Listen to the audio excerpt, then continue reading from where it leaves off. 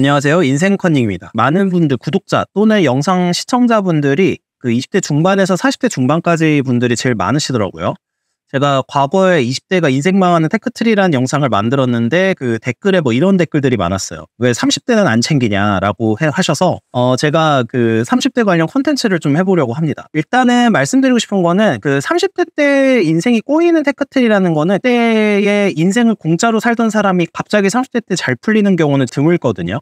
그러니까 30대는 20대 때 노력했던 게 발휘하기 시작하는 시기라고 생각을 하고 20대 때 뭐 무조건 일만 하고 자기 개발만 하라는 건 아니에요. 저는 막 연애도 좀 해봐야 된다고 생각하고 여러 가지 경험을 해보면 좋다고 생각을 하는데 다만 자기가 할 건 하면서 예를 들면 사랑도 하고 이랬으면 좋겠다는 건데 그 10대 때 원래 누적해서 뭐 노력했던 게 20대 때 작용을 하고 20대 때 쌓아 올린 게 30대 때 작용을 한다라고 생각을 하고 있습니다.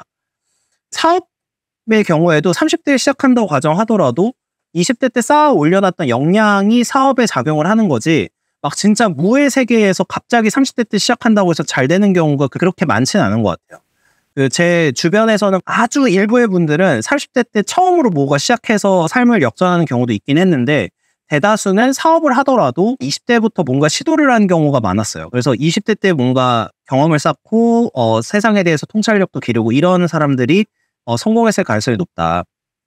그래서 일단은 20대 때 잘 살아야 30대 때 인생이 안 꼬인다. 이거가 1번인데 만약에 20대 때 제대로 살았는데 30대 때 인생이 꼬이는 테크트리에 대해서 오늘은 좀 얘기를 해보려고 합니다.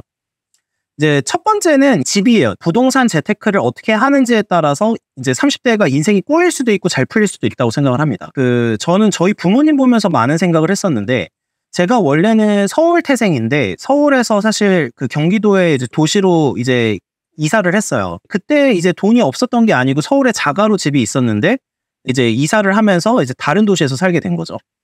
저희 부모님이 했던 이 30대 중반 때 하셨던 이 결정으로 인해서 자녀의 삶도 바뀌고 그 부모님 두 분의 삶도 바뀐 것 같아요. 보통 30대 중반 정도를 기준으로 했을 때 결혼을 결정하는 시기죠. 그러니까 결혼을 할 거냐 안 할 거냐를 결정하는 시기이기도 하고 그리고 독립을 하는 시기이기도 해요. 물론 이제 30대나 40대에도 뭐 집에서 이제 부모님과 같이 사는 분들도 많지만 대다수는 30대 때 독립을 하죠. 30대 때 독립을 하면서 결국에 집을 사야 되는 시기가 도래를 합니다. 처음에는 뭐 전세나 월세로 살더라도 내가 20대 때 노력을 했다면 어느 정도의 자산은 축적이 돼 있는 상황이고 그 상황에서 어떤 집을 살고 어떤 지역에서 사느냐에 따라서 그 30대가 인생이 꼬일 수가 있다라는 걸 말씀드리는 거예요.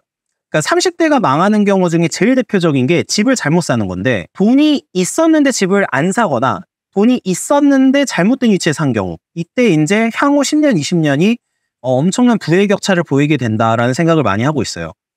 30대가 인생이 꼬이지 않으려면 내가 자산을 20대 때 노력해서 모았던 거를 잘 불리는 생각을 해줘야 되는데 이때 잘못된 결정을 하면 내가 그동안 쌓아놨던 억 단위의 돈이 사실은 부동산을 한 번 잘못 사면은 다 날아가게 되는 거죠. 당연히 자녀의 뭐 공부라든지 이런 부분도 내가 30대 때 어떤 그 집을 사는지에 대한 결정을 하느냐에 따라서 향후에 이제 좀 인생이 달라질 수 있는 그런 부분들이 있는 거죠. 잘못 한 번 사면은 내가 20대 때 모아놨던 돈을 다 잃을 수도 있고 엄청난 손해를 입게 되기 때문에 이거를 일반적인 서민 기준에서 복구하려면 또 10년이 걸려요. 그 집을 한 번 사서 잘 사면은 몇 억을 벌지만 잘못 사면 몇 억을 잃기 때문에 이 수천만 원에서 억 단위의 손해를 일반적인 사람들이 사실은 복구하기가 어려워지고 그러면 이제 인생이 꼬이기 시작하게 된다라는 말씀을 좀 드리고 싶었습니다. 그래서 이제 부동산 공부는 필수다라는 결론에 이르는 거죠. 그다음에 이제 두 번째 케이스는 제가 자주 보는 케이스인데 자영업이에요. 혹시 그 30대, 40대 분들 근처 뭐 식당이나 이래 뭐 밥 먹으러 가면 이제 굉장히 나이 드신 분들이 운영하는 가게도 있지만 상당수의 가게가 음악을 딱 들었을 때 음악이 되게 옛날에 내가 많이 듣던 음악이라는 생각을 해보신 분들 있을 것 같아요. 제가 그 생각을 하면서 느낀 게 30대, 40대가 청소년기나 20대 초반까지 들었던 음악을 그 사장님들이 계속 듣고 있다. 그리고 이 나이대의 사람들이 지금 자영업을 시작해서 사장이 돼 있고 뭔가 가게를 운영하고 있구나라는 생각을 많이 하거든요. 그만큼 이제 20대, 30대 초중반까지 뭔가를 계획을 하고 돈을 모아서 어떤 사람은 집을 사고 재테크를 하고 어떤 사람은 회사라는 게 너무 버티기가 힘들고 직장인으로서 좀 열정도 잃어버리는 시기가 이제 딱 되니까 회사 그만두고 뭔가 가게를 해볼까라는 생각을 한다는 거죠. 그래서 이제 직장에서 생활을 하다가 갑자기 이제 회사를 퇴직을 하고 그러니까 모아놨던 돈을 이용해서 자영업을 시작을 한다. 근데 이 자영업을 이제 해서 물론 성공하시는 분들도 있어요. 성공하시는 분들도 있는데 솔직히 대다수는 이 자영업을 해서 실패를 하게 됩니다. 왜 그러냐면 20대, 30대 때 직장인으로만 살던 사람들이 어떤 가게를 운영하려면 20대, 30대부터 뭔가 준비를 해왔거나 아니면 가게를 운영하는 법을 배우는 관련된 직장에서 일을 했거나 이런 케이스가 아니고서는 갑자기 회사만 다니고 있다가 가게를 연다고 해서 가게가 잘 되기는 진짜 쉽지가 않거든요. 그리고 거기다가 그 가게를 운영하면서 엄청난 돈을 쏟아붓죠. 내가 평생 모아놨던 돈뿐만 아니라 보통은 대출까지 받아서 인테리어라든지 이런 거에 돈을 쏟아붓게 되는데 이게 이제 잘 되면 정말 다행인데 대다수는 딱 그 시작을 하면서 돈을 다 잃고 빚까지 생긴 상태에서 시작을 해서 가게가 잘 안 되면 이제 전형적으로 이제 30대 때부터 인생이 꼬이기 시작을 합니다. 그래서 제가 항상 말씀드리는 게 그 회사라는 공간이 어떨 때는 물론 답답하고 그럴 수 있어요. 그 조직 생활이라는 게 어쩔 수 없이 개인의 자유를 제약을 하니까 답답할 수 있는데 자영업을 시작하시게 되면은 더 자유가 제한이 됩니다. 내가 여기 이 가게에다가 인생을 쏟아붓게 되기 때문에 오히려 더 힘든 상황이 될 수가 있어요. 그래서 자유라는 측면에서도 자영업이 그렇게 유리한 구조는 아닌데다가 현재 한국에서 자영업을 시작하는 케이스는 대다수가 돈을 잃고 실제로 망합니다. 뭐 이 부분에 대해서는 많은 분들이 알고 계시겠지만 근데 이상하게도 일반적인 직장에서 그냥 다니시던 분이 갑자기 가게를 하시는 경우가 많아요.